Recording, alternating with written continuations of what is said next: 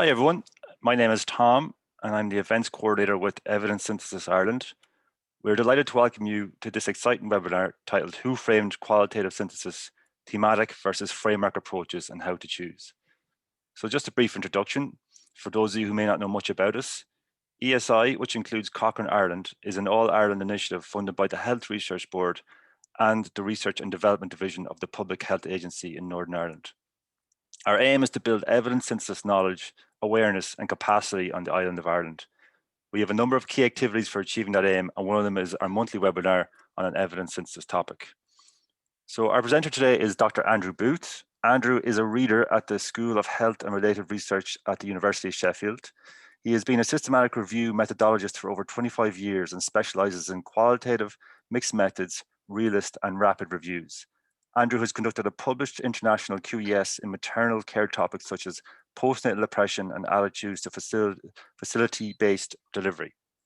Andrew is a co-developer of Best Fit Framework Synthesis, one of the widely used methods of qualitative evidence synthesis, and he's a technical consultant to the WHO Health Evidence Network Evidence Reviews. Andrew has been a co-convener of the Cochrane Qualitative and Implementation Methods Group for over 15 years and is a member of the Grade Sir Qual core development team. He has co-authored the Cochrane Handbook chapter on qualitative evidence, and together with colleagues in Shire, he has been running an annual course on qualitative synthesis for over a decade. Andrew's on the line now, but before I hand over to him, I'll just provide a little bit of background on the webinar topic. So thematic synthesis and framework synthesis are the two most common and recommended methods of synthesis, featuring in guidance from both Campbell and Cochrane collaborations. Both derive familiarity from their origins as methods of analysis for primary research studies. Two methods in synthesis extends for over a decade, during which time the evidence synthesis community has built up a significant body of know-how on when these methods work and when they don't work so well. Nevertheless, even experienced proponents of QES are known to confess to falling at the first hurdle in terms of deciding whether a field is well theorized or not. This session seeks to offer practical advice illustrated with plentiful examples, and it will include advice on moving on to consider meta-ethnography if the data allows. So before we start, we will have time for questions at the end, so we do encourage you to type your questions in the Q&A section at the bottom as we go along, and hopefully you should be able to upvote these questions as well. We will make the recording of the presentation available on our website, and we do encourage you to sign up to our newsletter too. So that's it from me for now, and I'll hand over to Andrew. Thank you all so much. Thank you, Tom, and thank you for Evidence Synthesis Ireland for welcoming me back. It's nice to get a repeat invitation, rare as it is to be invited back to the scene of the crime.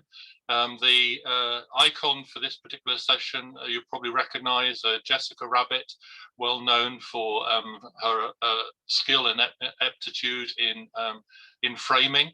And so this is very much an homage to the framework approach. As Tom said, my particular interests lie in the framework approach, but I'm not, hopefully not arrogant enough to think that the framework approach is the answer to all our synthesis needs. But I will be taking a look through that particular lens, but having a look also at thematic synthesis and briefly at meta-ethnography, as well as looking further afield.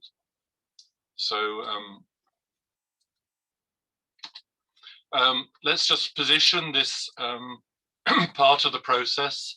Much of the process up to the point of synthesis is in common, developing the research question, scoping to define the boundaries of the research and identifying the relevant literature. And those are all areas that I've written on in the past, and there is a body of expertise out there around that.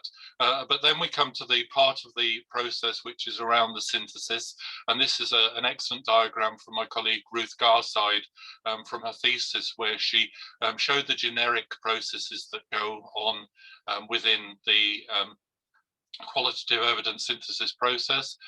So this includes the initial assessment of study reports, the analysis and synthesis, and then in most cases, some form of preliminary synthesis where you're really grouping things together, categorizing things, tabulating them, looking for patterns, and then full synthesis where you start to look more analytically at developing such things as findings and theory, and coming up with disconfirming cases and rival explanations.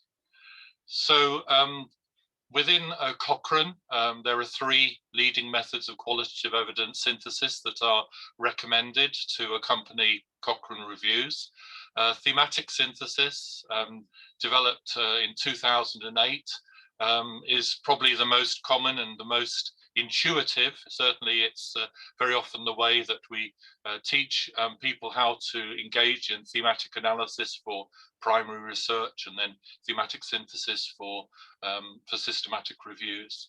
It's patterned on thematic analysis, and just looking at the EndNote database that I compile, although there's 3 seminal works on thematic synthesis, you can see that there's nearly 1,200 examples, so very common indeed.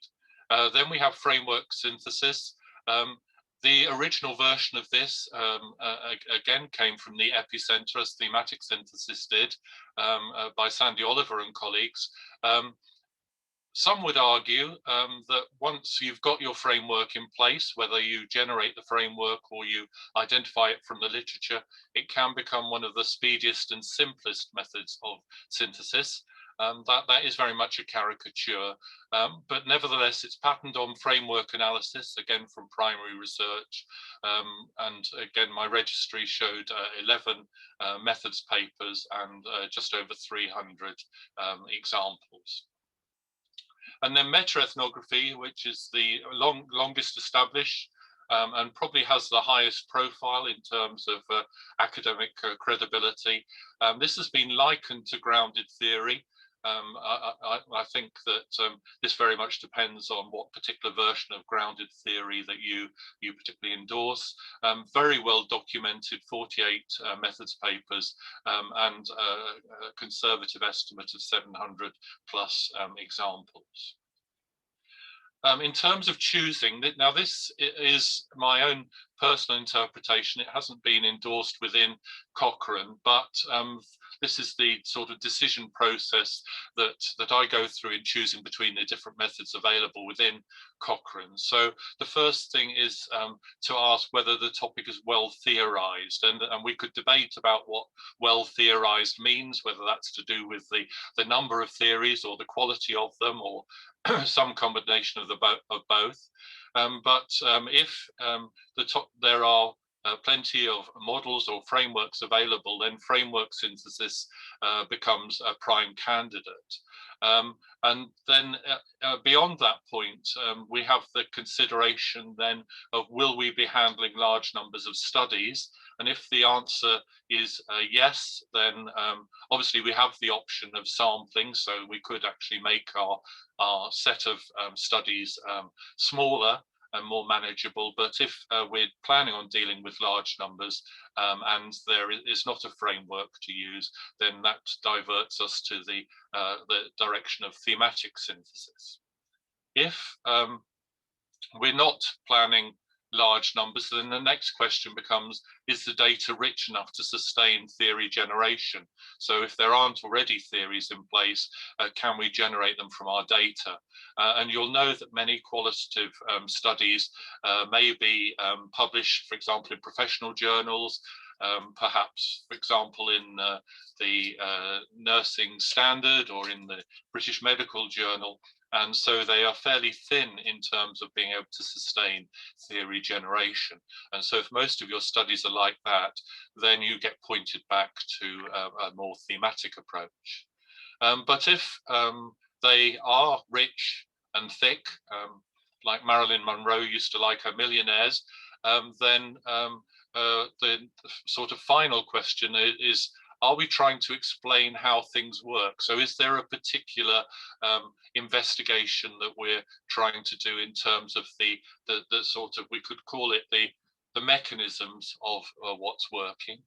If that's the case, then we would perhaps pursue realist type approaches. But if not, and we're just trying to contribute I say just trying to contribute, it's a major endeavor. If we're trying to contribute to the generation of theory, but not necessarily explain how things work, then we get pointed towards meta-ethnography. So quite a lot of decision points here, and I will mention some of these again, and we'll return to this diagram at the end of the process.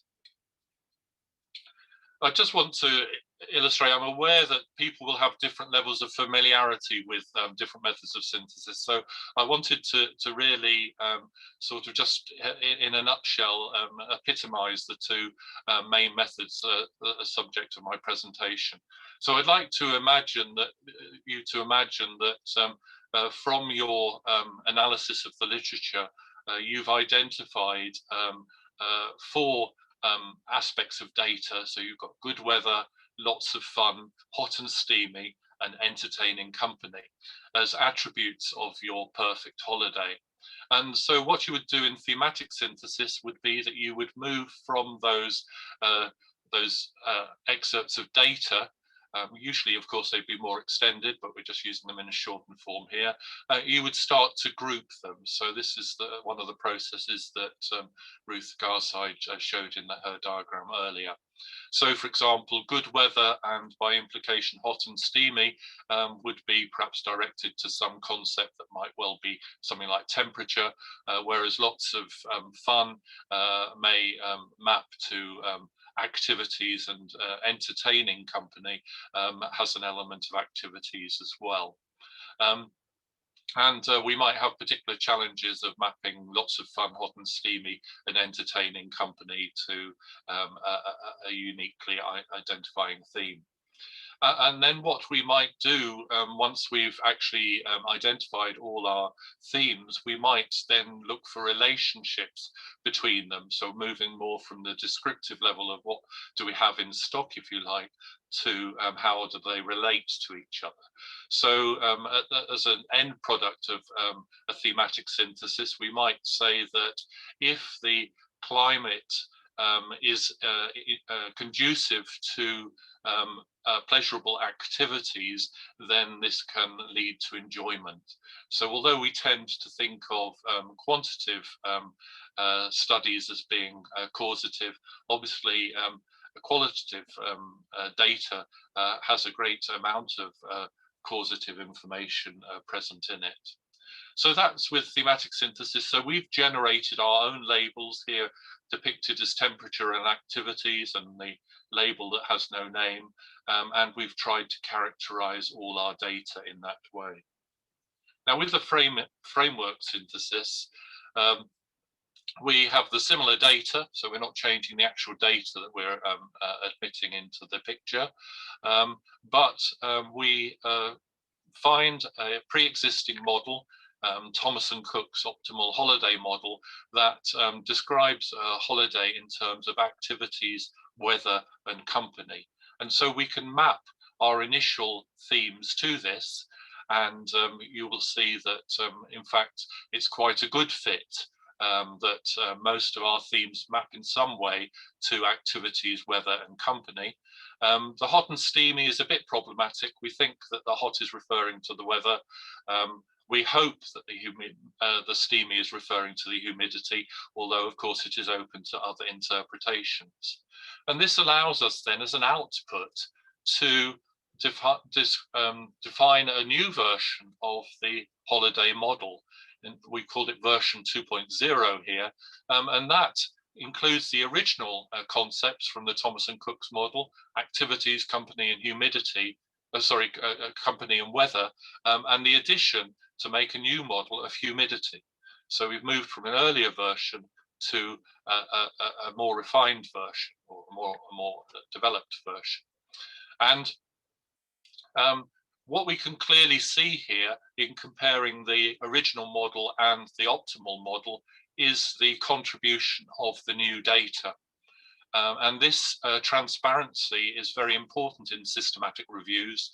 And this is why we developed a method called best fit, which makes you draw a line between data that maps to the original model and other data that is not explained by the original model.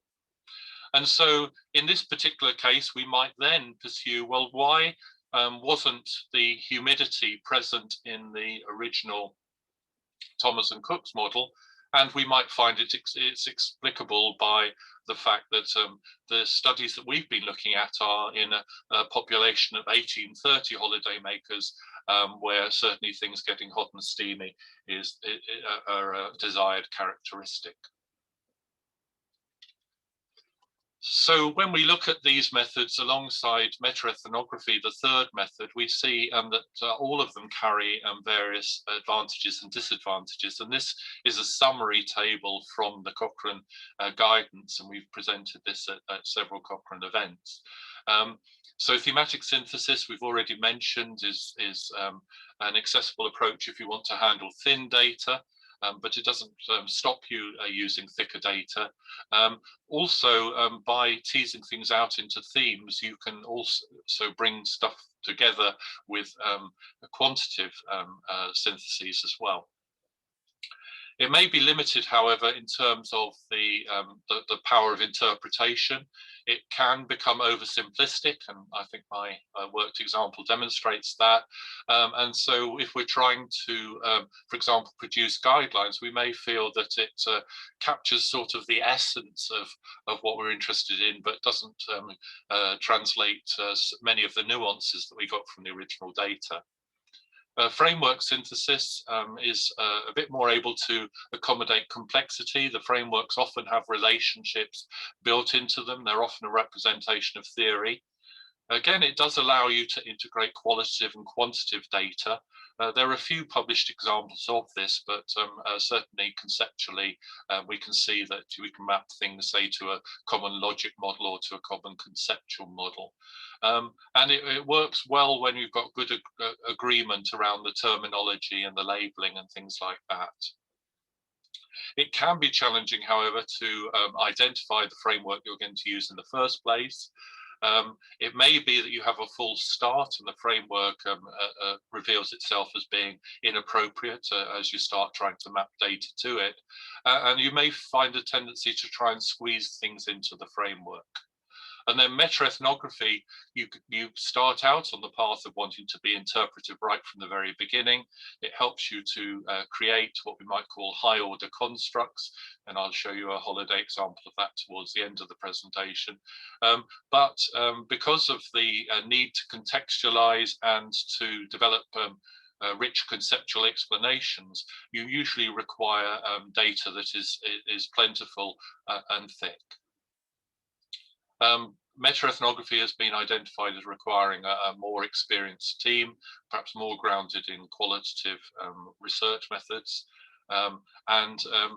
Because it's interpretive, it may not always be clear how you've reached the conclusions you have, because you may be creating explanations that are abstracted from the initial data. And so it could well be that you have an explanation that the authors of the individual studies don't actually recognize, because you're actually uniquely perched on the mountains where they were writing at the foothills. So let's briefly look at these in turn. Thematic synthesis, you'll be familiar with the methods, but in terms of if you want to read more of these, Thomas and Hardin have written a definitive methods paper that's been very highly cited. And from this paper, you can see in the Epi Reviewer software produced by the Epi Center, here they identify themes and sub-themes in a way that will be familiar to many of you who use qualitative research. But a useful paper that perhaps you'd be less familiar with comes in the field of software engineering, where Cruz and Daiber produced a nice analysis of thematic synthesis, and that takes us to this a diagram from their publication where they show you some of those stages that you go through. So you extract the data, you code the data, you translate the codes into the themes, and then you create a model of higher order themes in the way that hopefully my illustration earlier showed you. But a very nice feature of this is this checklist on the right-hand side, which I don't feel has had sufficient exposure, maybe because it's developed within software engineering. But there's some nice questions to ask yourself about this process of thematic synthesis.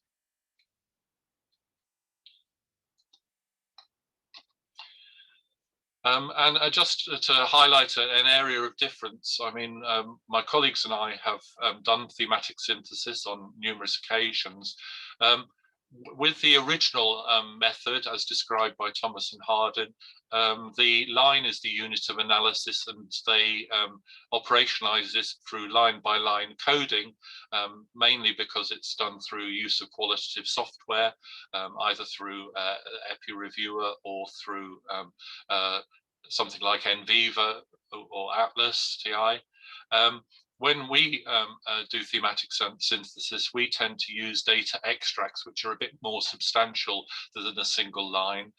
The argument in favor is that this gives you something of the context of the particular theme.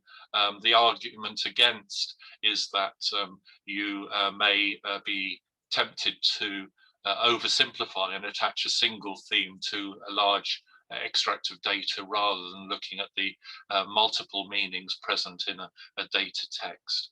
But essentially these are stylistic preferences with consequences. So I'm not going to necessarily endorse one or the other, but just offer them as valid alternatives. If you're doing this in software, as you'll be familiar doing this through something like NVivo, the line-by-line coding is literally does what it says on the tin. You code up the data with, in many cases, accompanying labels and color coding to enable you to generate an overall picture, if you like, of your composite data. Whereas on the other hand, if we were doing this at a data extract level, we would perhaps take the whole paragraph at the top there and look for meaning there.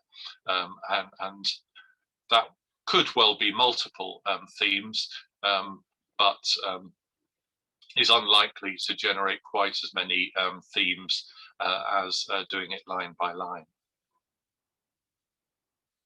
So I'm going to move on now to framework synthesis. Again, a couple of starting points. I would point you very much at this excellent review by Ginny Brunton and colleagues on the framework synthesis. Ginny did this as her PhD, and those of you who are particularly interested, I'd refer you to that as well from the Institute of Education website. But here's the short, accessible version. And myself and Chris Carroll at SHAR have written a paper that has described a variant of framework synthesis, which is called best fit synthesis. So framework analysis or framework synthesis, because you already have a coding framework, is particularly good for handling specific questions within a limited time frame, and where you have a good anticipation of the issues that are going to surface. But it does allow you to go beyond the individual case studies to try and find patterns across multiple settings. And this spotting of patterns enables you to develop and refine a model. And of course, because there is a model already in place, it also enables you to spot gaps. So if your population doesn't have a feature that is present in a current theory. So it's not just about adding to the model, it may well be tailoring the model more to the characteristics of your specific population. So if we're looking specifically at framework analysis, the who framed question could be answered sort of three ways. Framework analysis derived from the important work of Ritchie and Spencer in qualitative research, where they would construct thematic categories and then code the data into that. It tends to be described in terms of 5 steps: familiarization, framework identification, indexing, charting, mapping, and interpretation. And on the back of that, as mentioned earlier, Sandy Oliver and colleagues developed framework synthesis, which allows these themes to be identified a priori and then used as coding categories. Perhaps the main difference of the methods advocated by Sandy and colleagues from those from myself and Chris Carroll come in the potential contribution of stakeholder consultation.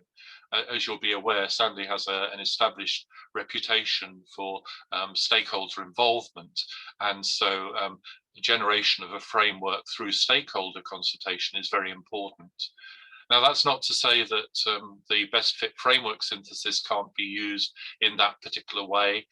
We certainly use stakeholders to help us select an appropriate framework, but that's a bit different from starting it from scratch. And just to say that this idea of a best fit framework, we tend to think of it being in terms of a good enough framework. And by that, we mean that it tends to explain more than 50% of the data. And that's a very arbitrary figure, but it's pragmatic, because if you get below that figure, then actually you're doing a lot of thematic coding. And so the temptation is to use thematic synthesis instead. If we think of a framework, it has multiple meanings in the English language. It can be a supporting structure, it can be a system of rules or ideas, or it can actually form a very utilitarian structure for an organization. And so I'm just going to pick up on some of these meanings of framework just to illustrate some of its potential applications. So the first thing that we can do is use the framework as a window. So the framework is operating as a window upon the data, and so it's helping your team to actually think through the problem that they're trying to gather data about when they're tackling the review. And this is one of the early examples that we used. We were looking at protocol-based care, which was being advocated for nurses, midwives, and health visitors in the UK. We took as our framework a 12-stage process that had been produced by the NHS Modernised Agency and by NICE, and we used these 12 stages as the framework. So you can see it doesn't have to necessarily be conceptual. What we did was we mapped the data that we had, fairly thin data from, for example, nursing journal reports, to these different steps.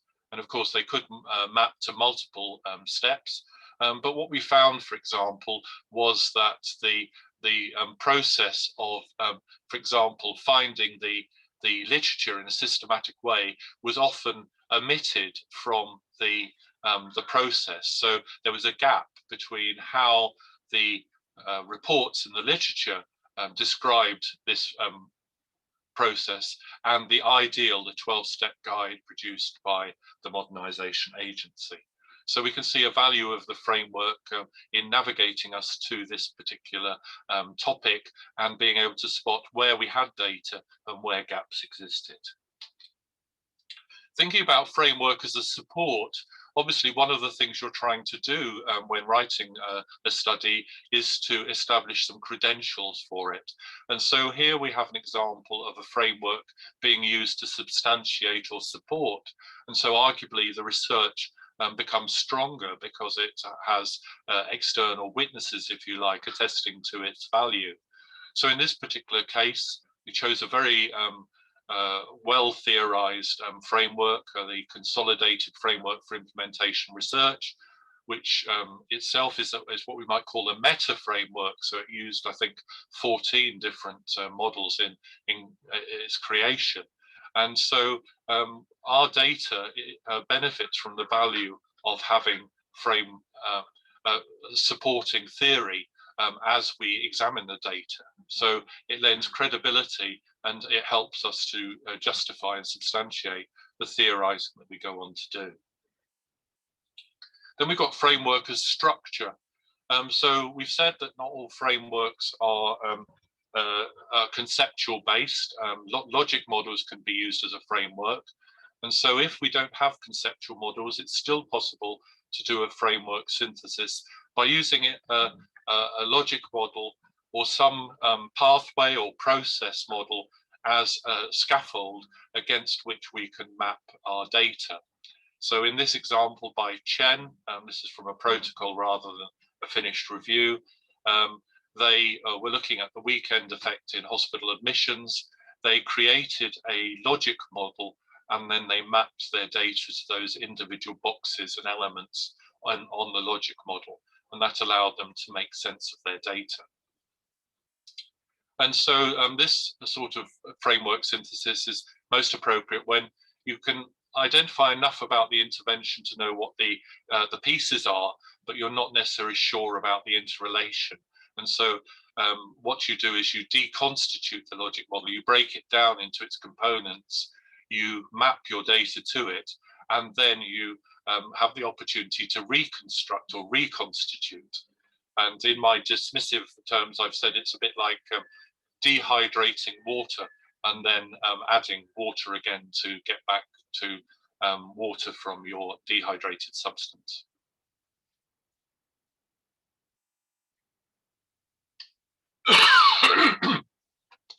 Of course, the review isn't just about the results section, not just about the findings. So a framework can be usefully used, a framework can be very usefully used to present your data. So not just for the findings, but as we get on to the discussion and conclusion.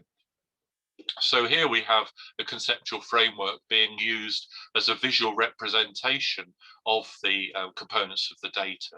So in this particular case, the idea is that the framework starts that process of acceptance. It starts people starting to see how this concept or how this this idea, in this case emergency risk communications, fits together. And so the idea is not that just that you use it to communicate what you found, but also in this case to help design future evaluation studies. And so if a framework is well received in a particular area, then you can actually use it almost, if you like, as a hammer for hammering through hammering in a nail to lend support to the acceptance of your particular ideas. Which leads me to the warning that the framework can also be a gallows. So frameworks are not value neutral. It may be a framework that you choose, particularly if you're a methodologist like myself, rather than being working within a particular topic area, that there may be some latent resistance from the target audience. They may be in some way discredited. Perhaps people have found subsequent empirical findings that show that they were an incorrect interpretation. They may be out of date or obsolete, or they may be overused. I wish I had a euro for every time that I had seen people use the normalization process theory as a framework, for example. That's not to do with any limitations of it as a conceptual idea, but just that for the person with a hammer, everything becomes a nail. And so there's a danger that people actually reject your findings, not because they're not useful, but because you've presented them with a framework that they are resistant to. And so it's a good tip to test receptivity and the credibility of frameworks early in the process, particularly if you can do this through a stakeholder group, for example. Make sure that you don't accumulate extra resistance to them. But I thought this was a useful summary of all the stages at which you could actually use a framework as you go through the stages of a review, from the very point of making a link from your new work to previous work, through to the other end, where you may build a bridge between your work and subsequent research, and some of the technical parts of the process. So your data extraction forms very often can mirror a framework, that you may use them for the analysis, for presenting the data, and as we say, for substantiating it as well. And I'm just briefly going to mention our own variant of it, best fit framework synthesis.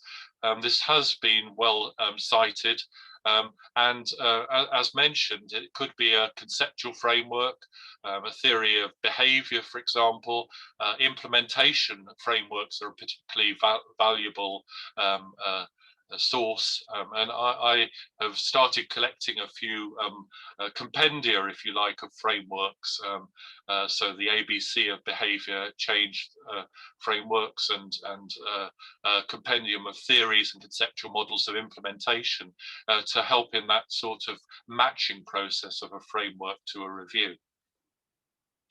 Now, best fit framework synthesis matches the functions of theory testing and theory generation, because you're testing an existing theory, but the new data that is not explained by that theory allows you to generate a new theory. So it doesn't fall into one or other category, it does a little bit of both. And one of the reasons we designed it was its auditability and transparency, because every stage of the framework is clear, its use, and also the switch point from where you go from the original framework to the revised framework is very clear. We, if you like, draw a line under the previous version of the framework when we've extracted all the possible data to that, and then we start an inductive process to mop up the remaining data to new concepts that we then code inductively.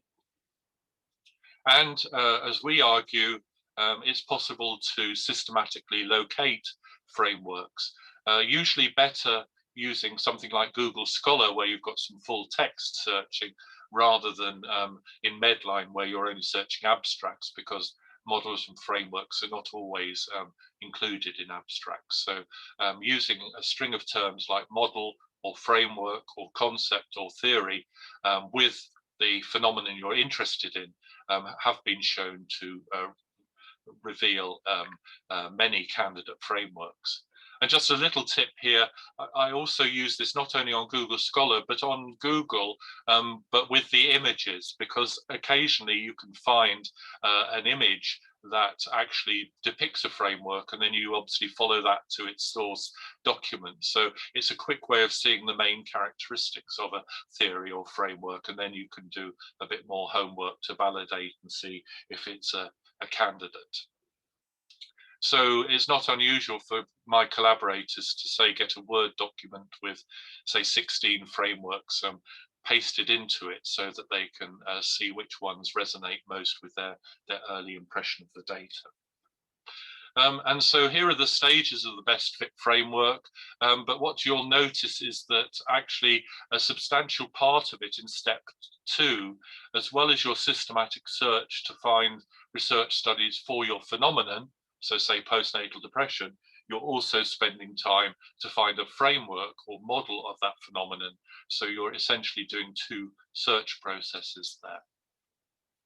And as mentioned, you start off with the framework process of coding your data. You then call a halt to it, and then you return to the data for which there is no appropriate label in your framework, and you begin an inductive process of thematic analysis to produce a new conceptual framework, model, or theory. And what you do is test that framework. So you don't just take it as given, you also look, for example, as to whether the framework is only supported by poorer quality studies, for example. So you test the robustness, and that's a very important point.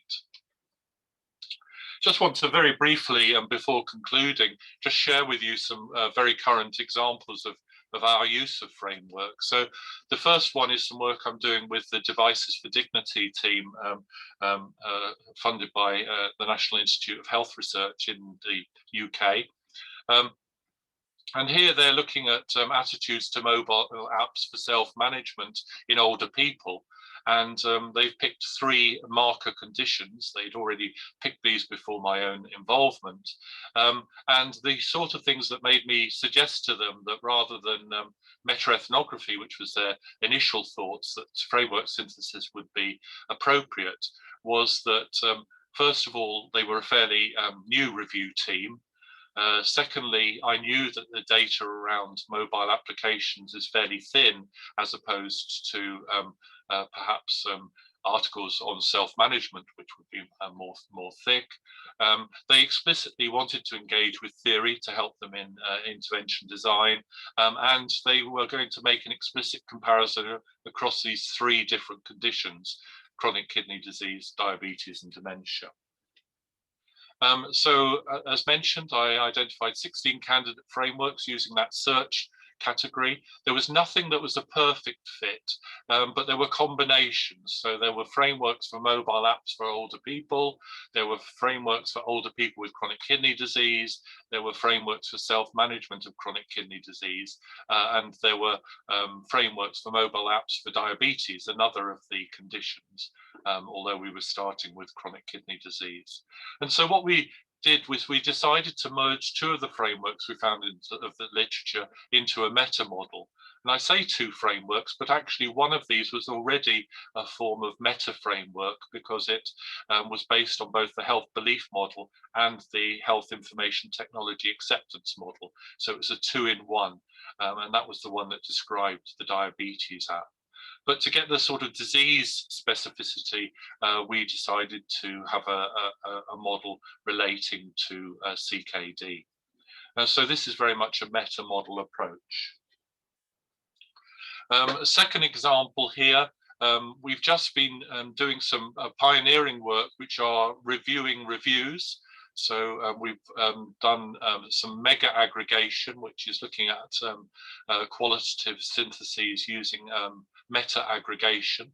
So there's only one published example of this before from South Africa. So we were doing this. We identified 39 qualitative reviews, and we found within one of those reviews, we found a framework which was called enabler factors, influences on childhood obesity in ethnic minorities. And even though it's specifically for ethnic minorities, this worked generically for us to be able to code our studies for issues to do with influences on childhood obesity more broadly. And so the mapping phase is shown in the color diagram in the corner there, and the factors that we used for coding is shown in the table on the top of the right-hand side. So this is very much a conceptual model. And then in a second example of a review of reviews of qualitative syntheses, this time a meta-ethnography, and there are about 3 examples, all from the same team, of that approach to review of reviews. We again found a model present in one of the included articles. And this highlighted that when looking at weight management programs, so a subset of the obesity question we just described, that it was very important to think of the different temporal stages of the process of joining weight management programs. And so we use this to organize our data. So this is an example of a pathway model to a framework. I'll just conclude with a couple of points here. So first of all, many of you will be asking, well, how do I know whether my theory or my framework is good enough? Well, for us, it's a very pragmatic test. I've already mentioned, does it help to explain 50% or more of my data?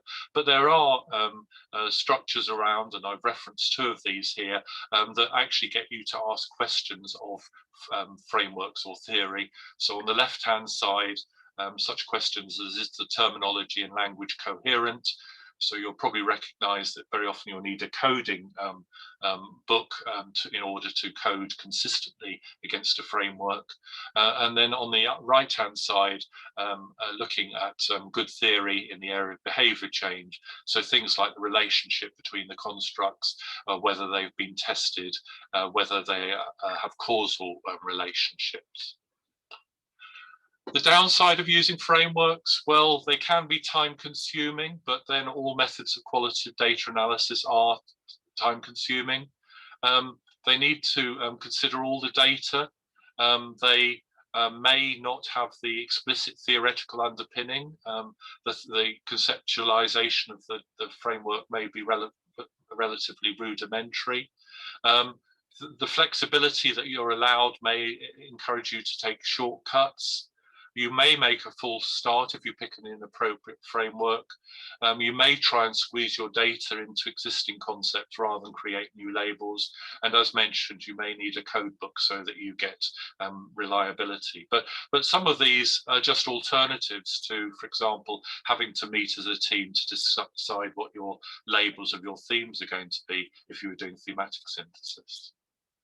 And meta-ethnography is not the focus of this presentation, but just to say that because of similarities between thematic synthesis and the early stages of meta-ethnography, some people have suggested that you could actually upgrade from the one to the other if you find that your data is going to be rich enough.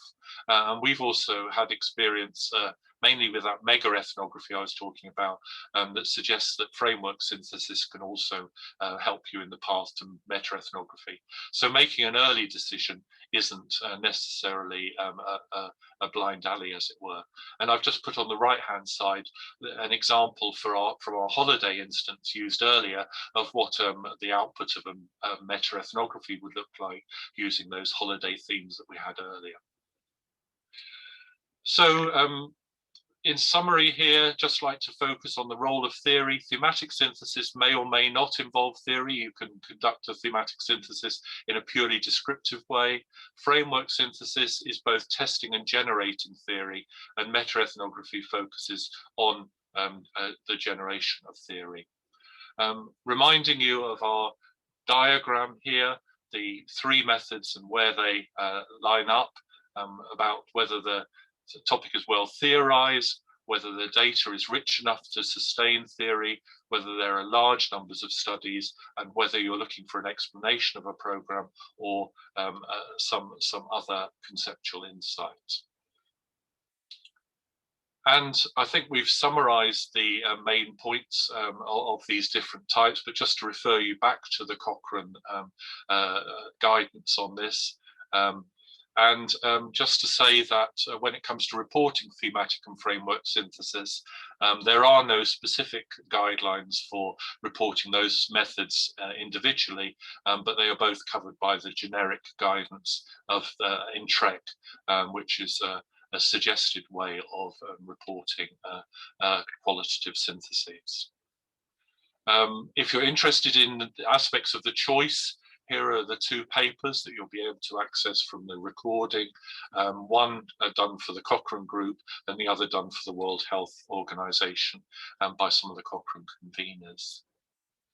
And what if you want to go beyond these methods? Well, we have produced guidance to help you choose from the other methods. I think there's another 14 methods that you could use for qualitative synthesis, and that's available as an online report, which has a consumer guide to choosing your method, and it's also summarized in this article in Journal of Clinical Epidemiology, again giving you some of the decision points when making a choice. So I'll conclude there to give time for questions. I can see that there are some comments coming in, so thank you for your attention. I hope that this has given you a flavor of how you might use thematic synthesis or framework synthesis in your own review activity. Thank you for your attention. Thank you, Andrew, for that great presentation.